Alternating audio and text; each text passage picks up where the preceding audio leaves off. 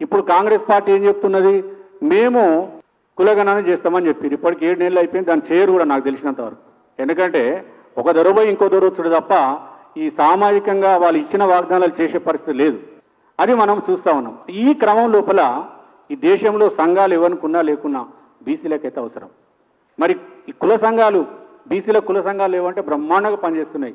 అసలు మనము మన కులాలలో మీటింగ్లు పెడితే మన జింకానా గ్రౌండ్ కానీ ఏ గ్రౌండ్లే సరిపోవు.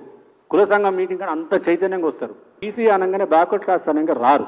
ఎందుకంటే ఈ నిచ్చెన మెట్ల కుల వ్యవస్థ లోపల ఇక కులాలుగా విడిపోయి ఉన్నాం.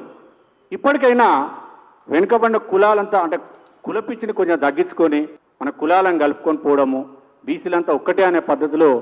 ఇందులో కూడా చాలా ఘోరమైన బీసీఏ గ్రూప్లో ఉన్నటువంటి కులాలు ఆదిమ జాతులు, సంచార జాతులు, అర్ధ సంచార జాతులు, విముక్త ఘోరమైన పరిస్థితుల్లో భిక్షాటన చేసే కులాలే ఉన్నాయి. అలాంటి కులాలను కూడా ప్రొఫెషనల్ కులాలు కానీ అదర్ బీసీ కాస్ట్లు కానీ అందరూ కూడా కలిసి పనిచేయాలంటే మనకు రాష్ట్ర వ్యాప్తంగా గ్రామ స్థాయి నుంచి మనకు ఈ యూనివర్సిటీ స్థాయి వరకు పెద్ద ఎత్తున ఈ బీసీ హక్కుల మీద చర్చలు జరిగి ముందుకు పోతే తప్ప మనం సాధించుకునే అవకాశం లేదు.